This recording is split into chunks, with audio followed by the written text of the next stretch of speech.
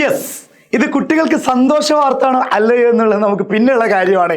അതായത് നാളെ അവധിയാണ്, എല്ലാ ജില്ലക്കാർക്കും ഇല്ല. അതായത് മലപ്പുറം, പാലക്കാട്, ഇടുക്കി എന്നീ ജില്ലകളിൽ മഴ കാരണം റെഡ് അലേർട്ട് പ്രഖ്യാപിച്ചിട്ടുണ്ട്. ആ റെഡ് അലേർട്ടിന്റെ അടിസ്ഥാനത്തിൽ ജില്ലാ കളക്ടർമാർ 3 ജില്ലകളിൽ, അതായത് മലപ്പുറം, ഇടുക്കി, പാലക്കാട് എന്നീ ജില്ലകൾക്ക് അവധി പ്രഖ്യാപിച്ചിരിക്കുകയാണ്. അപ്പോൾ മക്കളെ, നിങ്ങൾ മനസ്സിലാക്കേണ്ട ഒരു പ്രധാനപ്പെട്ട കാര്യം, അവധി പ്രഖ്യാപിക്കുന്നത് സന്തോഷിച്ച് പുറത്തിറങ്ങി കളിക്കാൻ വേണ്ടിയിട്ടല്ല.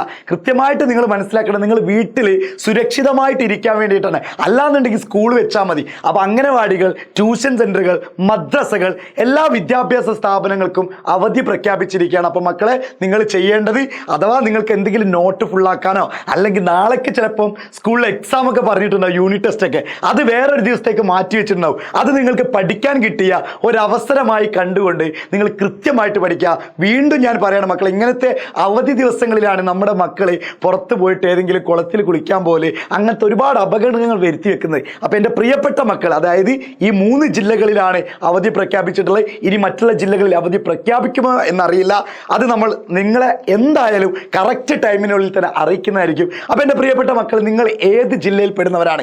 നിങ്ങൾ അവിടുത്തെ അവസ്ഥ റെഡ് അലേർട്ട് ആണോ, അല്ലെങ്കിൽ റെഡ് അലേർട്ട് പ്രഖ്യാപിക്കേണ്ടതുണ്ടോ, മഴയുണ്ടോ, എല്ലാ കാര്യങ്ങളും നിങ്ങൾ ഇതിലൂടെ അറിയിക്കുക. അപ്പോൾ മറക്കേണ്ട ഏതൊക്കെ ജില്ലകൾ? മലപ്പുറം, ഇടുക്കി, പാലക്കാട് എന്നീ 3 ജില്ലകളിലാണ് റെഡ് അലേർട്ടും അതുപോലെ തന്നെ വിദ്യാഭ്യാസ സ്ഥാപനങ്ങൾക്ക് അവധി എന്നുള്ളത്. അപ്പോൾ നിങ്ങളുടെ ജില്ല ഒന്ന് കമൻറ്റ് ചെയ്യും.